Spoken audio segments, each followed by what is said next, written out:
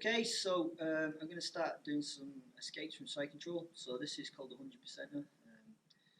It's pretty much 100% if you get the sequence right. I use it in MMA a lot and with my MMA fighters because it brings you up on a single leg. You have to be aware that you're coming up into guillotines with really good submission fighters, but as long as you're aware of that, it's okay. So without further ado, I'm going to go into side control.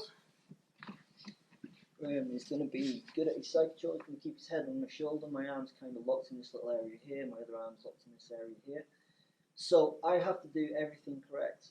I need to get my hand as an underhook. So in order to do that, what I need to do is I need to not give him this arm. If I allow this arm to pass in front of him, he's going to grab this and he's going to make it into an Americana, or he's going to do something with it.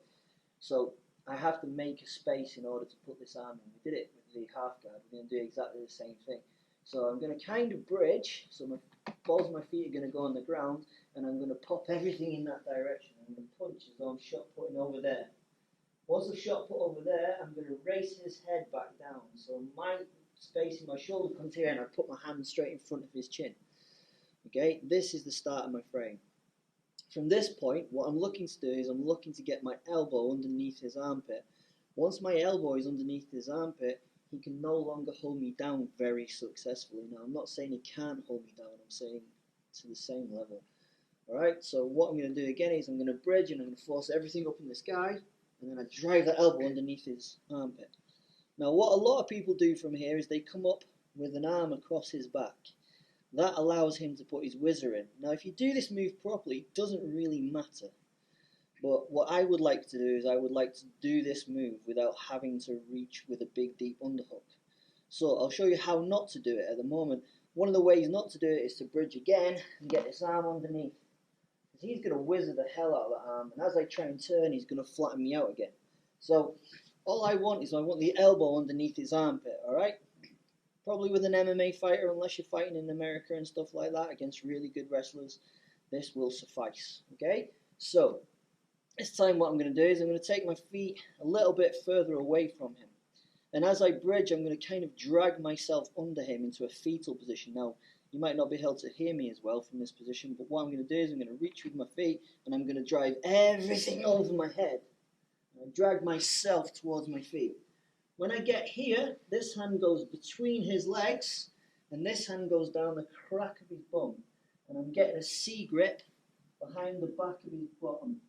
And then I turn into a fetal position on my side.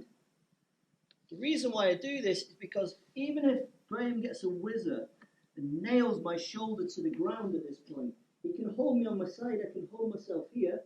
What I'm going to do is I'm going to turn my lower body over. Even whizzed to the ground, I can turn my lower body over, and then I can bring my upper body out. Once my upper body's out, all I do is I drive on the single leg, being very careful about the guillotine, knee tap, past the guard, and into side control. Okay, as I say, it is a really, really good escape. You have to build it. That's one of the issues with it. Is you have to build it. So we'll do it so you can see it from the other side. Okay, probably not going to be able to see it right lot. So I'll go here, side control. Alright, first thing I do, I'm going to bridge and I'm going to push everything here. My feet are coming close to my bum.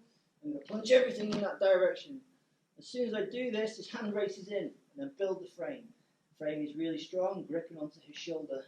My feet come closer to my bum. Right? I'm going to bridge and force everything in that direction to get my elbow underneath. My elbow's here. I don't go with the underhook yet. My elbow's underneath. And now I'm going to allow him to put me flat on my back again, which is going to allow me to bridge. My feet are going to reach slightly away from myself. And at this point, I'm going to elbow over as I drive myself under. You can see I'm dragging myself towards my feet. This hand comes over and I grab C-grip behind his backside. He can whizzer me at this point on that overhook. He whizzes me into the ground. I stay on my side. If he whizzes me, my shoulder's being held really tight into the ground. This legs are just going to turn over onto the knees. Once I get to my knees, I can turn my upper body over and I can start to drive, knee tap, and pass. Okay? As I say, if you break it down into its little steps, it works really, really well. Works really well in MMA. Everyone's expecting you to try and recover guard. What they're not expecting is you to underhook and out. Okay, so give it a go.